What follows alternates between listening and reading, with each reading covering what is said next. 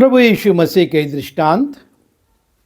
और आज मत्ती रचित सुसमाचार उसके 13वें अध्याय के 47वें पद से 50वें पद के बीच में जो दृष्टांत यीशु मसीह ने कहा, उस पर हम कुछ देर विचार करेंगे। यहाँ पर लिखा है, फिर स्वर्ग का राज्य उस बड़े जाल के समान है जो समुद्र में डाला गया और हर प्रकार की मछली को समेट लाया। और जब भर गया तो उसको किनारे पर खींच लाए और बैठकर अच्छी अच्छी तो बर्तनों में इकट्ठी किया और निकम्मी निकम्मी फेंक दी। जगत के अंत में ऐसा ही होगा। स्वर्गदूत आकर दुष्टों को धर्मियों से अलग करेंगे और उन्हें आग के कुंड में डालेंगे। वहाँ रोना और दांत पीसना होगा। प्रभु यीशु मसीह ने इस दृष्टांत के माध्यम से संसार के अंत में जिस प्रकार से परमेश्वर न्याय करने वाला है उसका उल्लेख किया है। जब हम प्रकाशित वाक्य उसके 20वें अध्याय के 11वें पद से 15वें पद में जाते हैं, वहाँ पर इसका उल्लेख है कि किस प्रकार से परमेश्वर के सन्मुख सारे लोग इकट्ठे किए जाएंगे। और जब सब लोग इकट्ठे किए जाएंगे उसके बाद पुस्तकें खोली जाएंगी। उन पुस्तकों में लिखे हुए वर्णन के अनुसार उनका न्याय किया जाएगा और दुष्टों को नरक में, और जो परमेश्वर के लोग हैं जिनके विषय में पुस्तकों में लिखा मिलेगा, वो परमेश्वर के साथ अनंत काल के जीवन में जाने पाएंगे। इस दृष्टांत के माध्यम से यीशु मसीह दो प्रकार की मछलियों का उल्लेख करते हैं।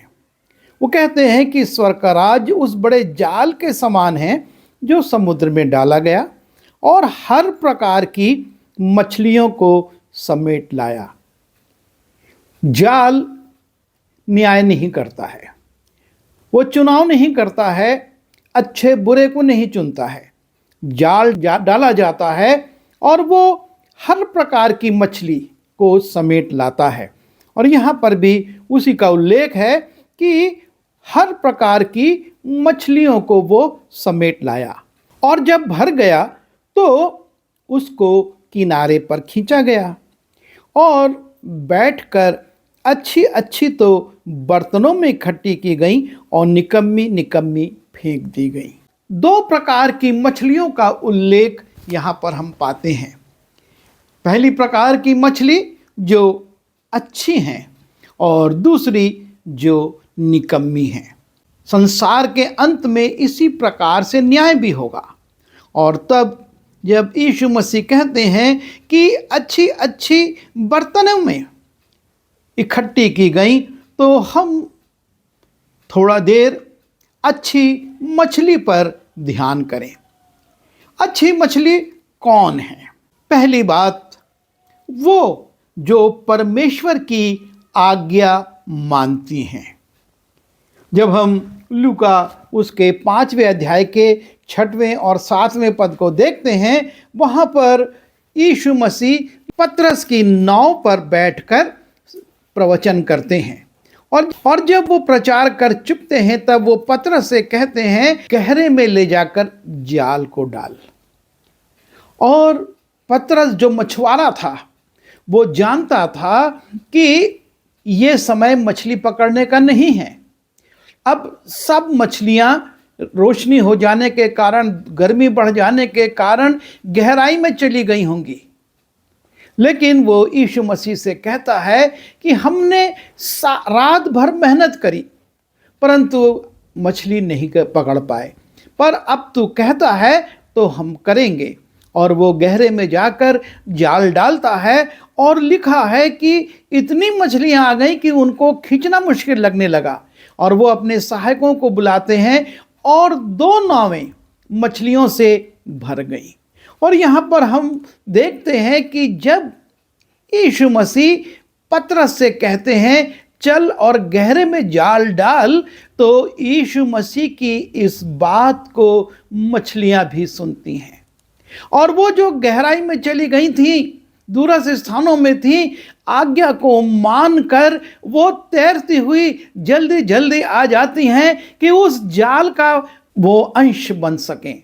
और इतनी मछलियां आ जाती हैं कि जाल को खींचना इनके लिए मुश्किल हो जाता है, और अपने सहायकों को बुलाकर, एक और नाव को वो नज़दीक बुलाकर और उसमें और इसमें मछलियों को जमा करते हैं।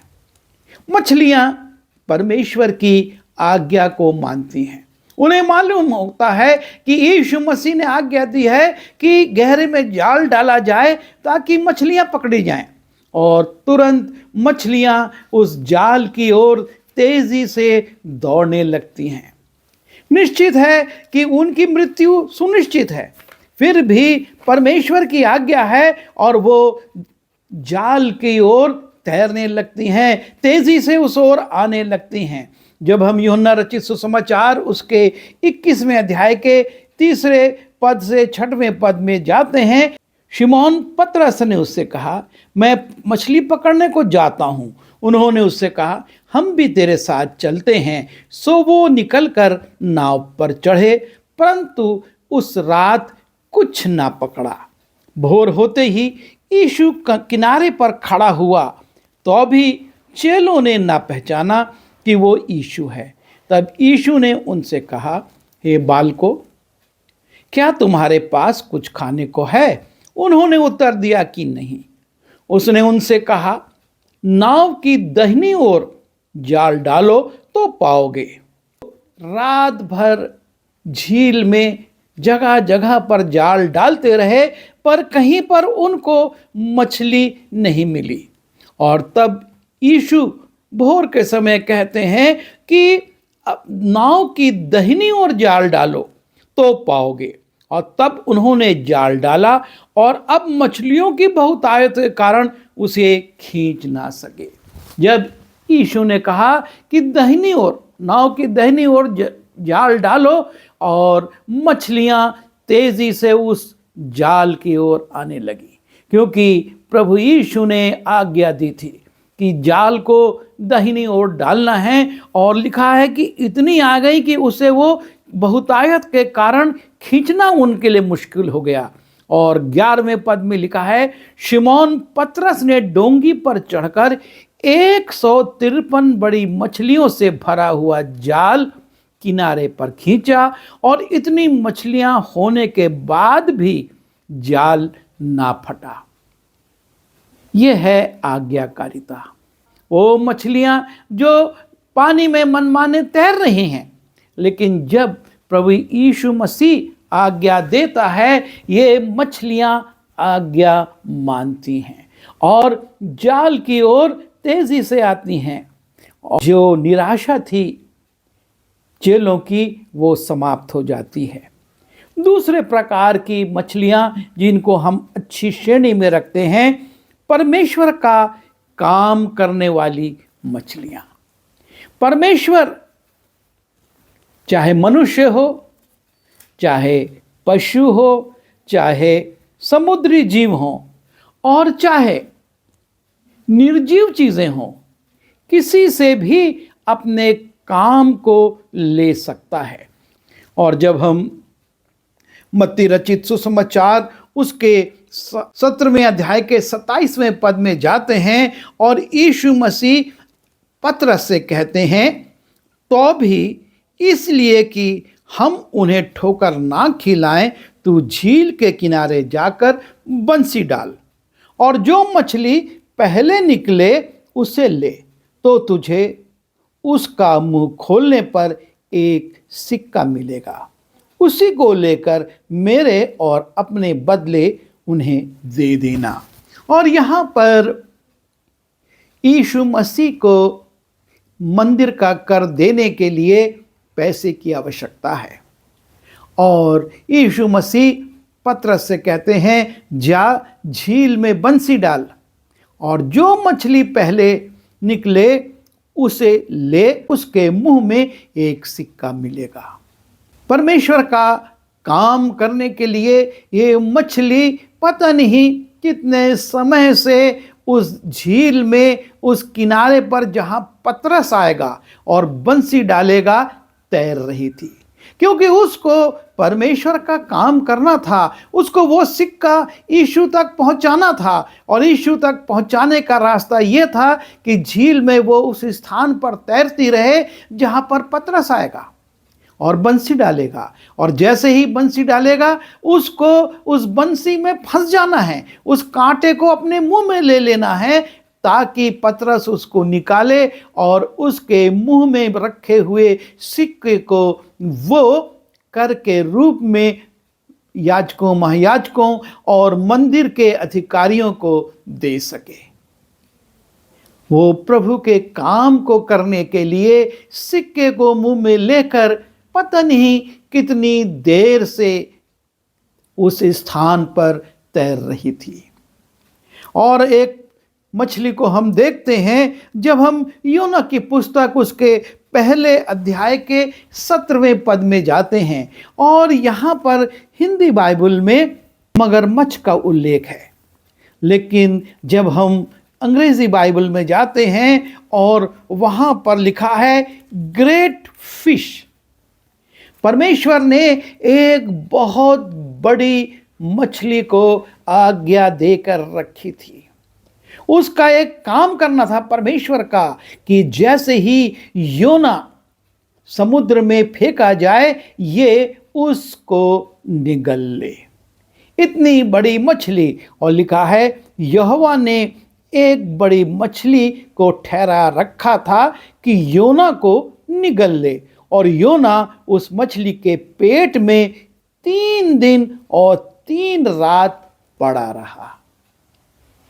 परमेश्वर ने अपना काम इस मछली को सौंपा था, इस विशाल मछली को जिसके पेट में पूरा का पूरा योना समा गया था। और वो उसको लेकर 3 दिन तक समुद्र में तैरती रही, जब तक कि परमेश्वर का समय पूरा नहीं हुआ। वो योना को लेकर तैरती रही। और तब हम दूसरे अध्याय के 10वें पद में देखते हैं, और यहोवा ने मछली को आज्ञा दी और उसने योना को स्थल पर उगल दिया। परमेश्वर ने इस बड़ी मछली को आज्ञा दी कि योना को निगल ले। उसने निगल लिया। 3 दिन तक वो तैरती रही, परमेश्वर की आज्ञा की प्रतीक्षा करती रही। और तब परमेश्वर ने उसको आज्ञा दी कि उसे स्थल पर उगल दे, और वो उसको स्थल पर उगल देती है। जो यात्रा योना को जहाज के माध्यम से करना थी, परमेश्वर ने उससे कहा था कि तुझको नीनवे जाना है, और वो तरशीश के जहाज को पकड़कर भागता है, विपरीत दिशा में जा रहा है। लेकिन परमेश्वर ने अपना काम इस मछली को सौंपा था कि तुझको योना को लेकर नीनवे जाना है। और वो उसको निगलती है, 3 दिन तक तैरती है, और उसके बाद नीनवे के तट पर परमेश्वर की आज्ञा पाकर उगल देती है।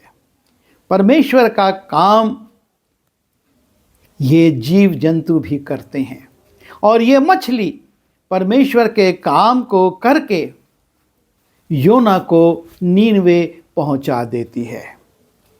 और तीसरी प्रकार की मछलियां जो लोगों को तृप्त करने का कार्य करती हैं, तृप्ति प्रदान करने वाली मछलियां। और जब हम मत्ती रचित सुसमाचार उसके 14वें अध्याय के 17वें पद में जाते हैं, वहाँ पर लिखा है कि 5000 से ज़्यादा की भीड़ है, 3 दिन से यीशु के साथ है, और भोजन वस्तु वहाँ पर नहीं है, क्योंकि वो एक बहुत सुनसान इलाका है। और चेले कहते हैं इनको विदा कर कि ये बस्तियों में जाएं और भोजन का प्रबंध करें। और यीशु मसीह पूछते हैं तुम्हारे पास क्या है? वो कहते हैं हमारे पास तो सिर्फ 5 रोटी और 2 मछली है।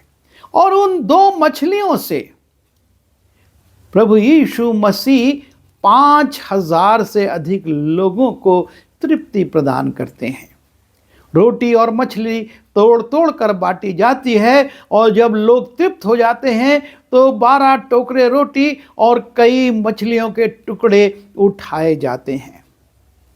जब मत्ती रचित सुसमाचार उसके 15वें अध्याय के 34वें पद को देखते हैं, वहां पर लिखा हुआ है कि 4,000 से ज्यादा की भीड़ है और यीशु मसीह कहते हैं तुम ही इनको खाने के लिए दो।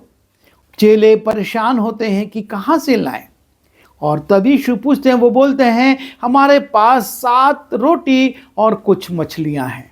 और तभी यीशु मसीह उन थोड़ी सी मछलियों से 4,000 से अधिक लोगों को तृप्ति प्रदान करते हैं।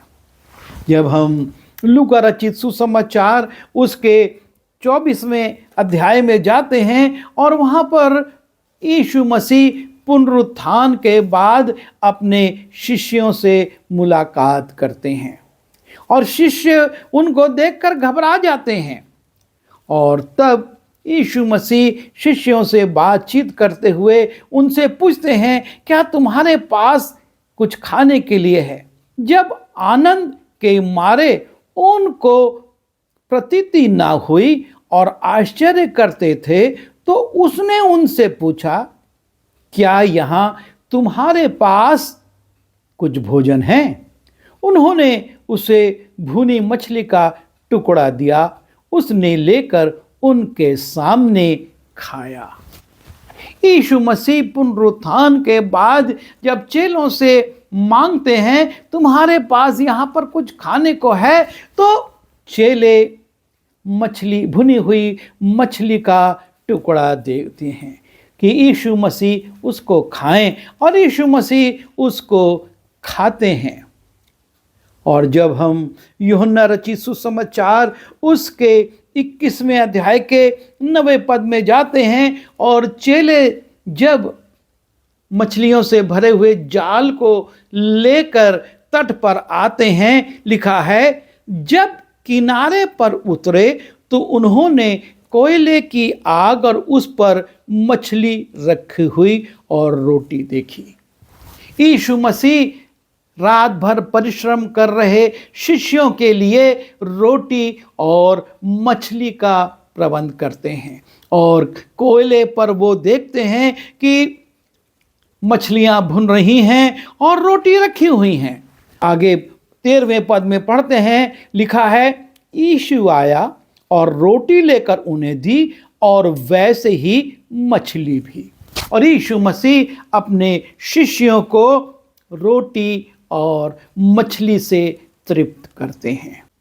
ये आवश्यक है कि जिस दिन न्याय होगा हम छांटे जाएंगे।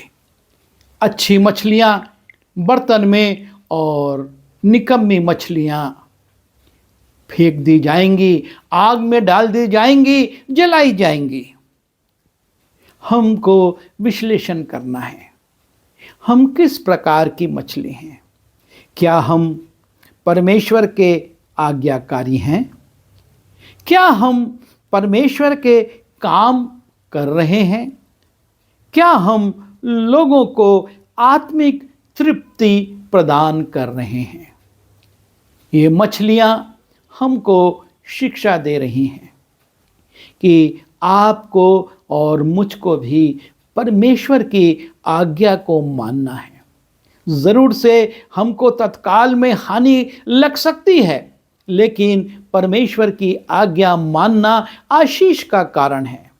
हमको परमेश्वर का काम करना है। कठिनाइयाँ आ सकती हैं, रुकावटें आ सकती हैं, बाधाएं आ सकती हैं, लेकिन हमको पीछे नहीं हटना है और हमको लोगों को जो इस संसार में है आत्मिक भोजन कराना है, आत्मिक तृप्ति प्रदान करना है। और हम जब तक परमेश्वर के वचन को उन तक नहीं पहुंचाएंगे वो आत्मिक रूप से तृप्त नहीं होंगे।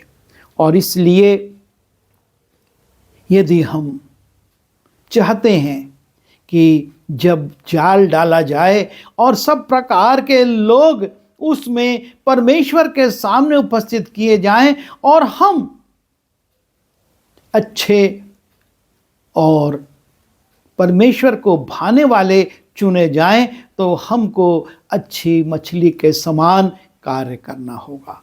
अन्यथा हम निकम्मी मछली के समान फेंक दिए जाएंगे, और जैसा प्रकाशित वाक्य में लिखा है कि वहाँ पर रोना और दांत पीसना होगा। हम विचार करें और अपने जीवन का मूल्यांकन करें। ये प्रार्थना करें। प्रभु जी, हम धन्यवाद देते हैं आपके इस दृष्टांत के लिए, जिसमें आपने अच्छी मछली और निकम्मी मछली के माध्यम से हमको चेतावनी दी है कि एक दिन वो जाल डाला जाएगा, एक दिन तुरही फूंकी जाएगी, और इस संसार के सब लोग, चाहे वो जीवित हों और चाहे मर चुके हों, वो आपके सामने उपस्थित होंगे, और आप अपने दाहिने ओर वालों से कहेंगे परमेश्वर के राज्य में प्रवेश करो, और बाईं वालों को आप कहेंगे कि अनंत दंड भोगने के लिए चले जाओ। प्रभु, हम तैयारी करें कि हम आपके अच्छे और उपयोगी दास सिद्ध हों, ताकि आपकी दाहिनी ओर खड़े हों और स्वर्गीय राज में प्रवेश करें। विनती यीशु के नाम से मांगता हूँ, आमीन।